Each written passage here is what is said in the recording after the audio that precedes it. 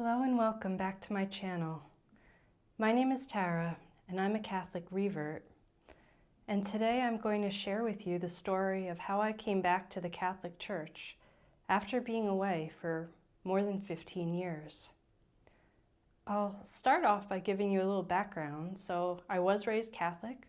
My parents are both practicing Catholics, and I attended Catholic school from kindergarten all the way up through 12th grade.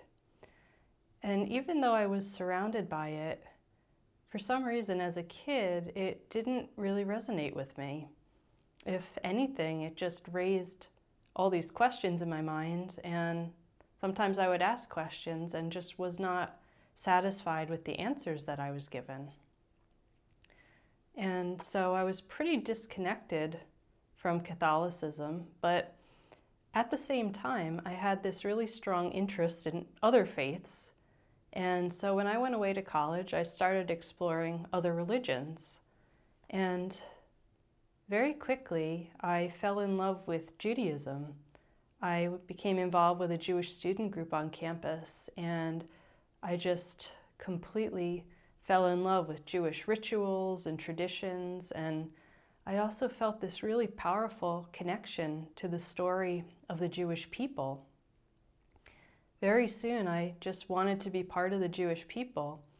But since I was an outsider, to do that, I would have to go through a conversion process. And so my Jewish advisor connected me with a local conservative rabbi who was very supportive of me and who agreed to sponsor my conversion.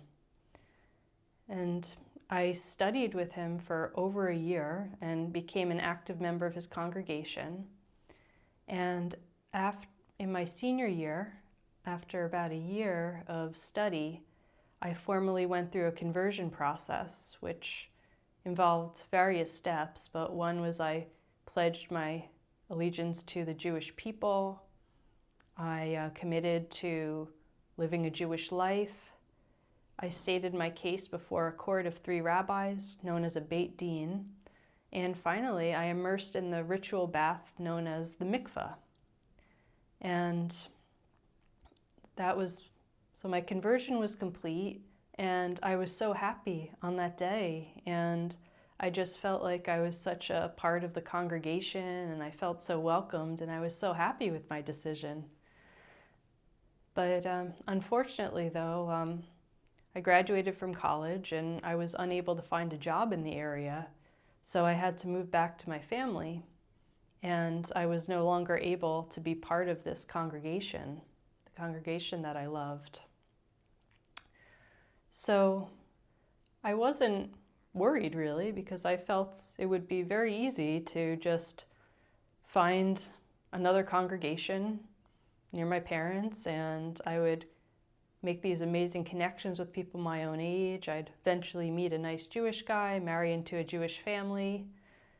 Well, none of that actually happened. So actually the congregations that I went to had very few people there who were my own age.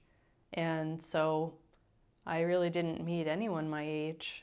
And so that was pretty discouraging. And I also found too that my conversion wasn't accepted everywhere either, and that was because there's different denominations in Judaism, and they don't always necessarily accept conversions across denominations.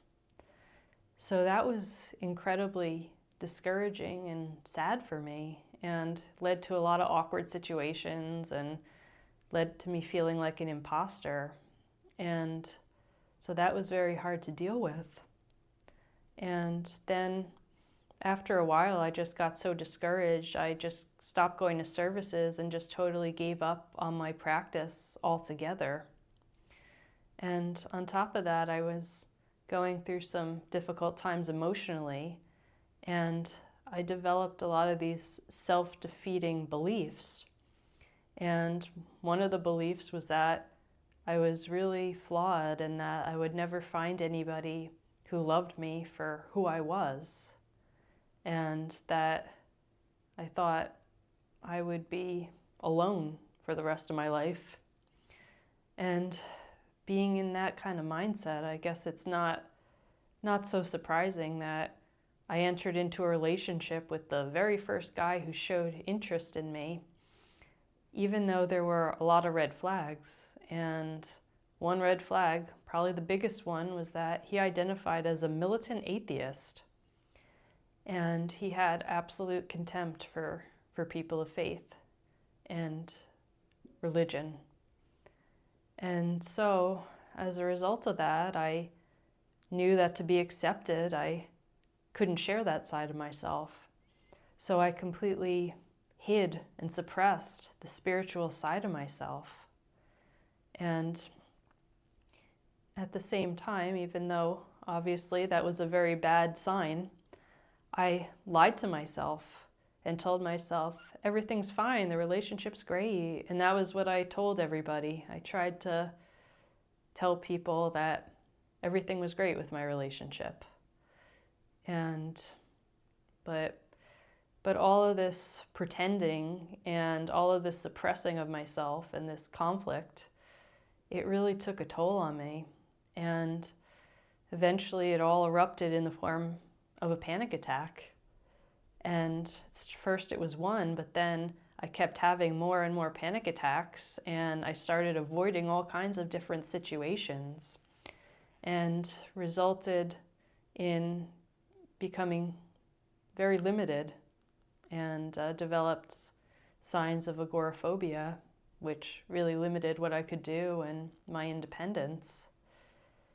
So I went to therapy and I started on medication, and it didn't really help me much.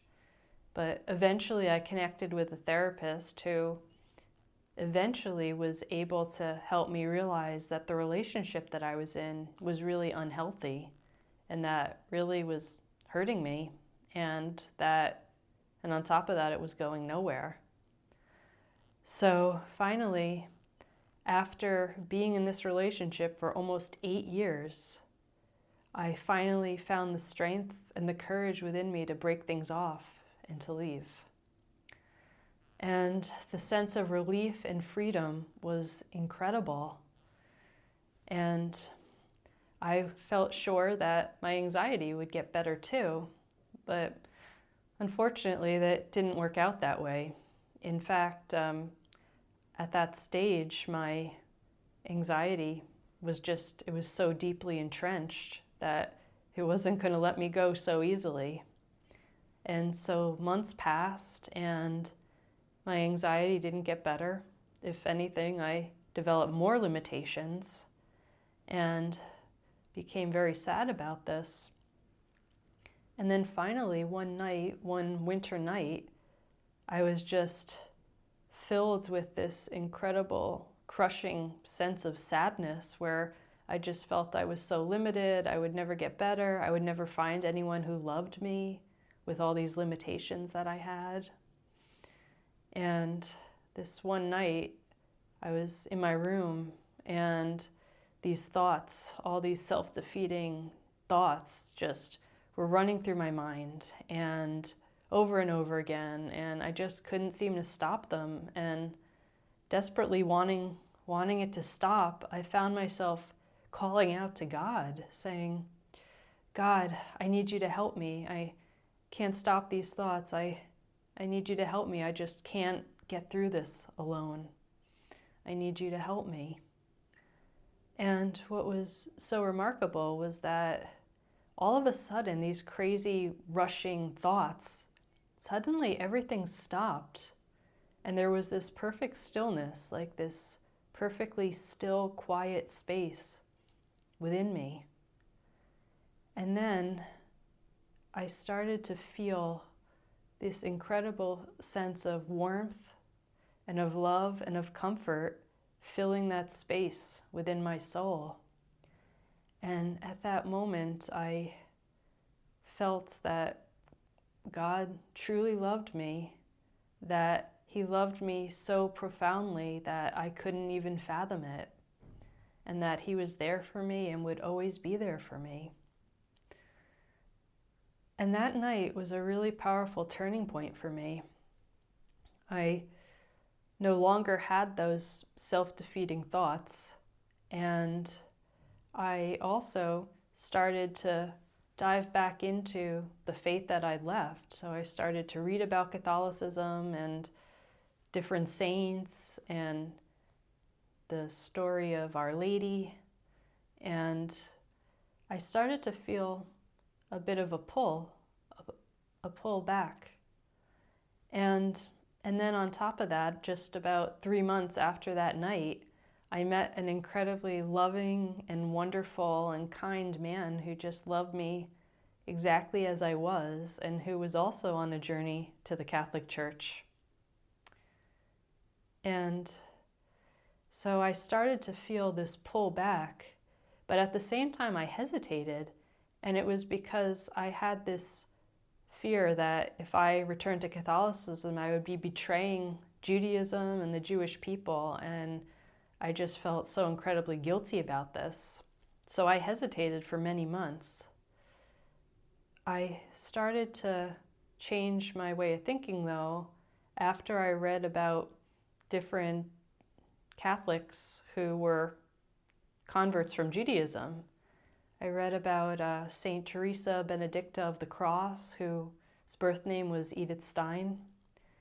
And I read about her, and I read about the story of other Jewish people who converted to Catholicism. And what was really remarkable was that they still regarded themselves as Jewish, and they didn't really see themselves as leaving Judaism, but they saw Catholicism as a continuation of Judaism.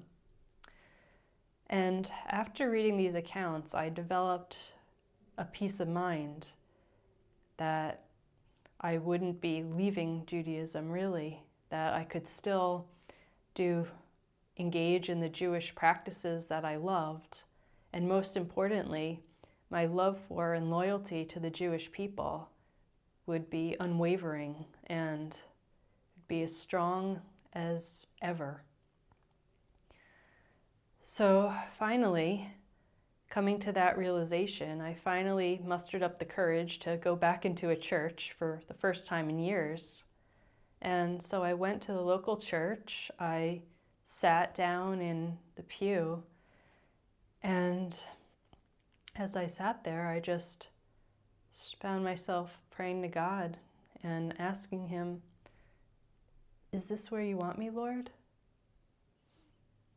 And so I prayed on this and sat there quietly trying to discern what He wanted of me. And finally, the answer became clear. And so I got up from the pew. I walked up to the front of the church and to where there was a statue of Mary surrounded by all these votive candles. And so I lit a candle and I stared into that flame, and I found myself saying, "Here I am, Lord. Here I am." And after that day, once I got to that point, coming home then was easy. I made an appointment with a priest. I went to confession, and then I was able to become a full member of the Catholic Church again and to receive the sacraments. And that was a little more than 2 years ago. And now I'm a regular member of my church, and I'm a practicing Catholic once again. And so that's my story of return to Catholicism. I wanted to take a moment to say thank you so much for taking the time to listen to my story and to my testimony. And I really hope that you will join me again in my next video, where I'm going to talk a little bit more about what it was like going to confession after being away for 15 years. So I just look forward to seeing you back on my channel again soon. Thank you so much for being here, and I hope you have a blessed day.